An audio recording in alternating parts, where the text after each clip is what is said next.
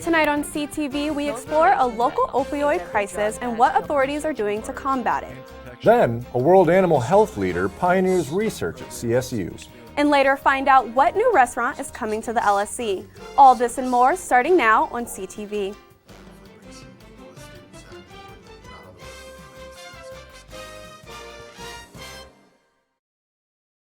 Good evening, Rams. I'm Jake Oskvarek. And I'm Janae Hancock. Here's what's happening in the news near you. Exactly 60 years after the Greensboro Four staged a sit-in in North Carolina to protest segregation, Colorado State University hosted its first Black Student Activist Conference. Students and faculty from around Colorado met to discuss and encourage activism as a community and the importance of working together. This event is the first of many put on by CSU's Black African American and Cultural Center as part of Black History Month. Animal healthcare giant Zoetis has sponsored the creation of a new lab at the Foothills Campus of Colorado State University for new animal sciences research. One of the leading animal healthcare companies, Zoetis, has recently sponsored the creation of a new lab located in the Foothills Campus of Colorado State University. Zoetis is one of the largest animal healthcare companies in the world. It started as part of Pfizer Pharmaceuticals. It was known as Pfizer Animal Healthcare, and several years ago, the assets that were part of the animal healthcare program were separated out into Zoetis Corporation. This lab will allow for new research to be completed in the animal sciences sector, specifically in researching viruses and protection. They described this program as an experiment in many ways. It's an opportunity for them to work in an academic environment with the resources that are available people-wise and facilities-wise within an environment like Colorado State University to do research in animal health, which is a very large part of the program and research activities that go on at Colorado State University. I think what will go on in this facility will not only have a major impact for Fort Collins, for Colorado State University, for the state of Colorado, for the United States in its entirety, but also on a global basis. Really have a chance to have a global impact with some of the outcomes from the work that will be going on here.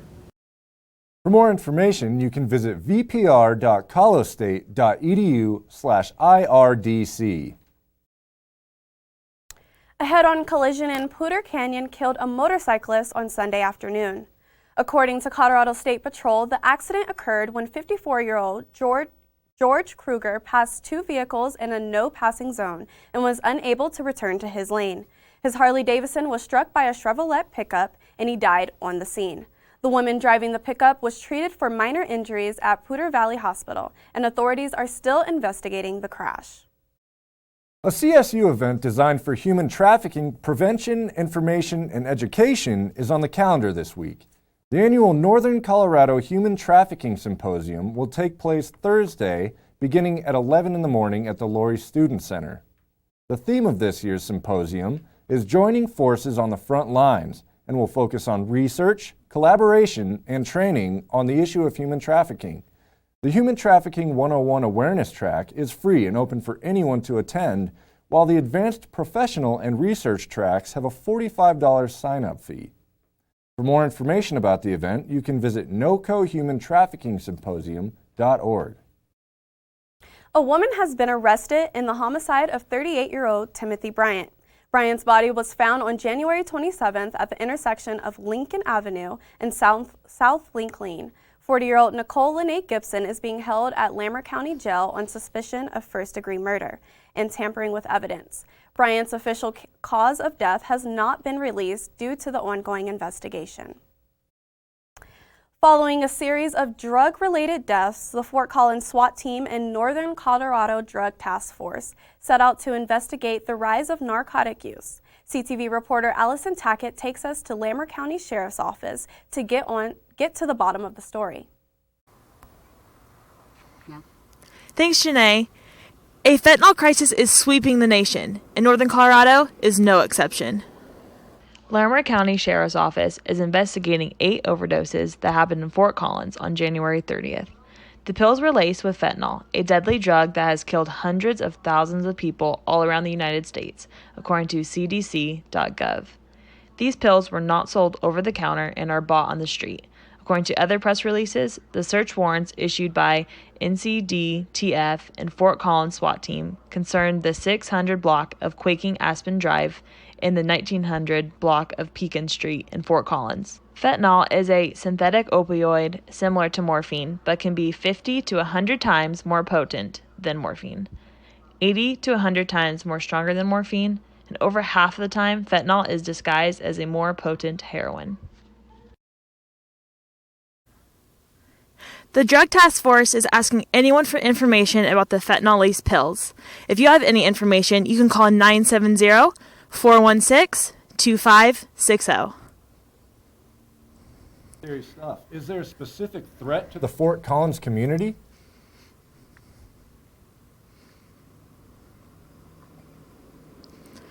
No, the community is completely safe. As long as you are taking your own pills from your own doctor, then you and the community should be just fine. This is Alyson Tackitt, CTV, Channel 11. Well, thank you, Alyson. CSU's $20 million partnership with the National Institute of Standards and Technology has been renewed. The partnership will continue to fund an engineering center designed to improve community planning for natural hazards.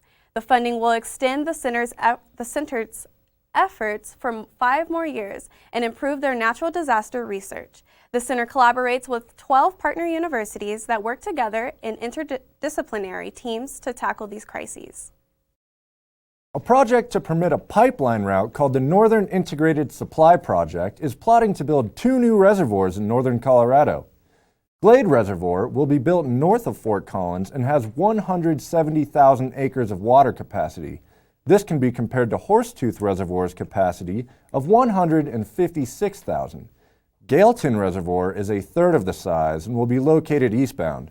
The reservoirs will supply 15 northern Front Range water providers with an estimated 40,000 acres per feet of new water supplies. Northern Water is pursuing a permit for this estimated just over $1 billion project. The goal of the project is to provide water to nearly 500,000 residents by 2050. A lot of students were expecting to see a brand new sign in the LSC after winter break. And according to Lori Dining Services, the wait is almost over. Starting February 10th, Freddy's will be open and available for service. Students may put their New Year's resolutions on pause for the incoming restaurant in the Lori Student Center. I've been talking to the operators within the last week, and they told me they're going to start on Monday, February 10th. We knew probably about mid-fall that it was going to be Freddy's, and just started working to see what physical improvements, renovations we needed to do to get the space back into working order for food service. After much conversation, the Lori Dining Services have confirmed the arrival of what they believe will be a successful restaurant. I think Freddy's will bring additional traffic to the building. It kind of fits an unmet need currently. I think it'll help us with larger events during our conference season. Jeff says Freddy's success will not negatively affect the future of the other restaurants in the LSC. Since we came out of the renovation in 2014, we've added intermissions, garbanzo, and we also added 50/30 downstairs, and that's had minimal effects on the other partners. So I think it'll just give us the ability to service a lot more volume and hopefully bring some people to the student center that would not otherwise be coming to the student center. So exciting. I'm so excited Freddy's is coming. I could have gone with Chick-fil-A, but I'm not disappointed that we have Freddy's, a burger place, coming, so I'm very excited. What do you think, Jake? Absolutely. I'll tell you what, I cannot wait, Janae, to get some Freddy's in my belly. Same. So I'm sure the line will literally be outside of the food court. But that's all we have for news tonight. But Jeffery Lindblom is up next with entertainment. What can we look forward to, Jeffrey? Well, Janae, if you're looking to learn about cute puppies, which who's not, those are coming up next, so stay tuned.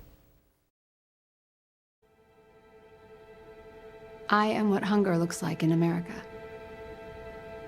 I am an 8-year-old girl who's not excited for the last day of school. because this may be the last time I'll have lunch. Till September. I am a single father of two who works 3 part-time jobs, and that's still not enough to put food on the table. I am a 16-year-old boy who just got my first job to help feed my little sisters. I was created by artificial intelligence from faces of the 1 in 8 Americans who struggle with hunger. People you pass by every day but never knew they were hungry.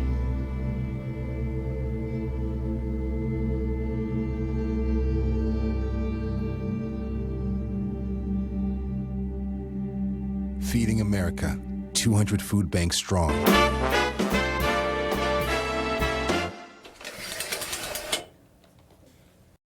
Greetings and salutations, Rams. Welcome to the entertainment section of the show. I'm your host, Jeffery Lindblom. Running out of beer may no longer be an issue in Fort Collins because of a CSU professor who discovered how to make beer 4 times as fast by using state-of-the-art light. Research has shown that hops, an ingredient involved in making of beer, do not require a period of time that seeds cool and accelerate flowering. This process is called the vernalization period, and it was previously understood that hops needed this time to grow. However, Bill Bowerly, a professor in the horticulture department and craft beer connoisseur, discovered that hops are able to grow continuously using LED lighting systems. With this knowledge, hops will now be able to take on 4 cycles throughout the year and henceforth will manufacture more beer for all to consume responsibly. Hopping over to other beer-related news, interesting things are brewing at WeldWorks. The brewery is holding an invitational that will feature 47 of the country's top-notch breweries. This event will be held Saturday, June 20th, but tickets go on sale February 8th, and they do sell out extremely fast. Each ticket costs $100, and guests will be able to choose between 2 3-hour time slots in the morning or the evening. Purchasing a ticket will allow tastings of more than 150 different beers spread across those 47 renowned breweries from all over the nation. Be sure to drink lots of water, or the event might last into the next morning. A Fort Collins firefighter fighting for his team. Robert Garner had a knock on his hotel room door in Miami last Friday. He was there because he received an all-expenses-paid trip to the Super Bowl for being one of 3 finalists for a spot to enter the Hall of Fame's Ford Football Hall of Fans. He was greeted by David Baker, the CEO and president of the Pro Football Hall of Fame, who came to thank him for being such a passionate fan. Garner wears a Bronco blue fire helmet that his wife made for him and drives the Broncos' number 7 fire engine to every single home game. Both other finalists and Garner were all selected to enter as the Hall of Fans. Moving from Super Bowl fans to super dogs, I recently met Heska, a service animal in training this past Sunday. Canine Companions for Independence is an organization that provides service animals to those that might be in need of an extra helping hand. This good girl's name is Heska, and she's on the roster to become one of the 6,000 dogs that the CCI has helped provide to those with disabilities. Good girl. So you get the dog when they're 8 weeks old, and it's a lab or retriever mix or full bred of each. So you have them for about 1.5 years. So you teach them like basic commands, you socialize them, you just like keep them in a safe environment. Over the course of a year that Callie is Heska's puppy raiser, she'll teach her obedience, keep her healthy, and of course give her lots of love in order to ensure she's advanced forward in the program. If she succeeds, she'll soon come to find herself with the family that needs her most of all. Through that 2-week process, they don't really just say, hey, Heska, you're going to Jim Bob. They kind of let the dog and the human pick each other, which is cool. Everybody in a room together, all the dogs in a room together, they kind of just see like who migrates towards who. And then I think after like the first day or 2, they have 2 dogs in mind that would go really well with, this person, 2 dogs that would go with this person. Heska, do you have any closing thoughts? Take a shake.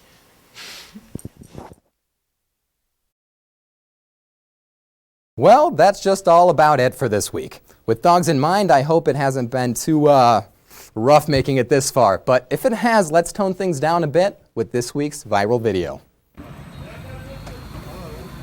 Какая находчивая собачка. Они говорят, работники заправки, что она постоянно выжидает. Apparently, this week I've had a soft spot for man's best friend. But if you want to be my best friend, stay tuned for weather with Sophia Ridley. Sophia, are you staying warm with all this snow? Yes, Jeffrey, but temperatures are still pretty chilly out there tonight. Find out what the rest of the week has in store after the break.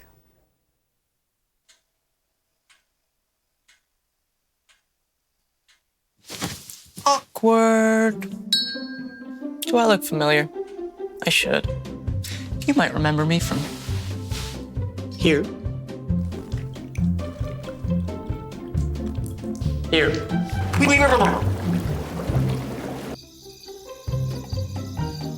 Or maybe even here. But an awkward silence can be a great thing.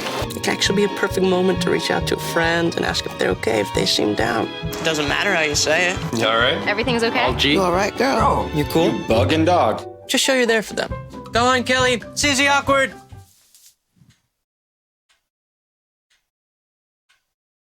Hey, you haven't really been yourself lately. Are you okay? Find out how you can help a friend with their mental health at seizetheawkward.org.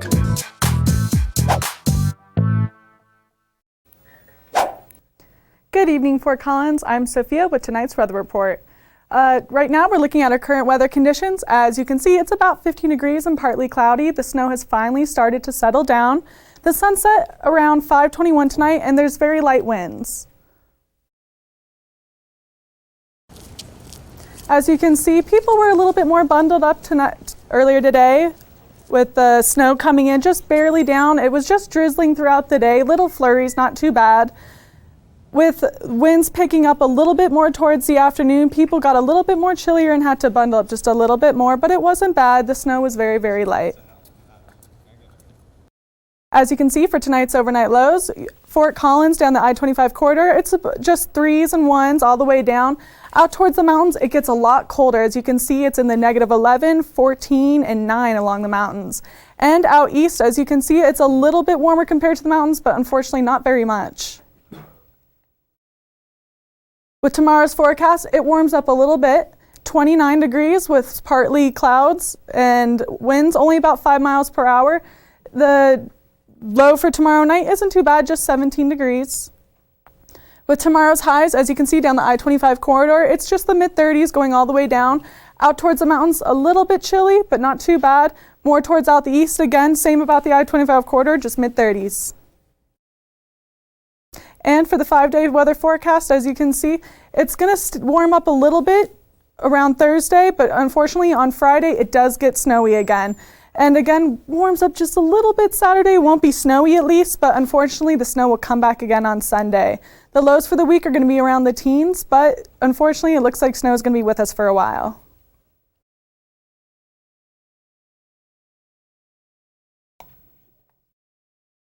Okay. Up next, we have Brendan and Erica with the sports. What do you have for us? Thanks, Sophia. We're talking Rambuzz and who has the best shot at Mountain West Rookie of the Year, David Roddy or Isaiah Stevens, all coming up after the break. So there you are, shuffling through a stack of resumes and you come to mine. This is it. First impression. My way in. But here's the thing. Can my resume show you how I truly stand out? Can one piece of paper really tell you my whole story? Like that I was studying, going to night school while working 2 jobs just to help my parents pay for groceries. Or how anytime there was an opportunity, I was the first one to step up. Because I wasn't gonna let my life, my circumstances dictate who I was gonna become. And all of that determination, the commitment, the drive, that's me. And that's something you just can't put on paper. Look beyond the resume and discover new ways to develop great talent like me.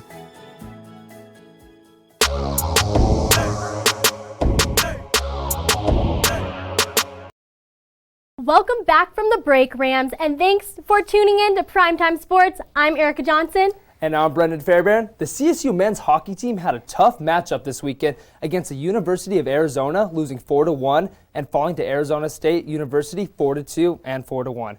Erica, you were at the game. What did you see? Well, they really need to focus on that puck possession and just lining up the team. They really failed to line up defensively and offensively. So, that was the biggest thing that I saw, and that really capitalizes on the win for ASU right here at that empty net goal. The Rams really need to focus on offense and execution going into their next game. Seemed like they were gaining momentum, but then it just kind of fizzled out. The Rams have lost the last 6 games. Next game is Friday at Eastern Michigan. As we highlighted last week, there are some athletes that Brendon and I would like to acknowledge. Brendon, who do you feel is doing the most this week? Erica, my doing the most award this week goes to sophomore guard Adam Thistlewood for his clutch 24-point performance against Nevada last Wednesday night. Right here we have Isaiah Stevens taking it down the court, finding Thistlewood on the outside. Thistlewood driving in, showing that not only is he a shooter, but he can get dirty in the paint with that and one play.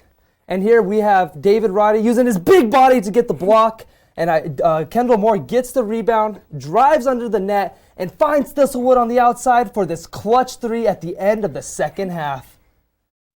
And here we have Nico Carvacho using his elite vision to find Thistlewood under the net for a highlight reel dunk. Yeah, that just really, sets up that for Thistlewood. That dunk just really showed it. Yeah, not only did Thistlewood have a career-high 24 points, he also had a career-high in field goals made going 7 for 10 and was perfect at the foul line. Thistlewood was looking like Steph Curry out there, and he's a shooter CSU needs to take them the distance. That is why Thistlewood is getting my Doing the Most award. So Erica, who does your Doing the Most award go to this week? Well, the swim and dive team, from splashes of victories to academics, this team is the definition of student athletes. The Colorado Swimming Diving Coaches Association of America recognizes students that have achieved a 3.0 or higher GPA. For 5 consecutive seasons, the NCAA has honored CSU's team as a top 10 academic program. CSU's women's swim and dive team has an average GPA of 3.4. All 9 teams in the Mountain West Conference made that list, but CSU's GPA ranked 3rd. Yeah, that's so awesome that the swim and dive team is not only representing CSU athletically, but academically in the highest fashion. Yeah. The Rambuzz this week is CSU standout wide receiver Warren Jackson. We went to Twitter and asked you guys if you thought it was fact or fiction that Warren Jackson will get over 1,000 yards again next season. And here we have the polls right here. We have 85% saying fact that he will get over 1,000 yards and 15% saying fiction. Do you agree with Rambuzz, Erica? I agree with the 85% that said fact. He is an athlete that, like you said, stands out. Last year, Jackson dominated in yards. Why can't he do it again? I agree with Rambuzz too. Jackson averaged an impressive 111 yards per game last season and also set the CSU record for most receiving yards in a 4-game stretch with 657 yards. The only question I have is who's going to be throwing him the ball since Colin Hill and Patrick O'Brien are both gone. Well, that's a good point. There is a spot up for grabs in a big spot, Absolutely. That's a big spot to fill and shoes to fill. And, I think that this comes down to Adazio, and he's just going to make the right choice at who's going to throw the best to the wide receivers and the running backs. Yeah, I'm interested to see what Adazio does too. Yeah, me too. Question 2 from the Rambuzz polls. We asked Rams what they thought about freshman basketball player David Roddy. We asked if David Roddy will get the Mountain West Player of the Year.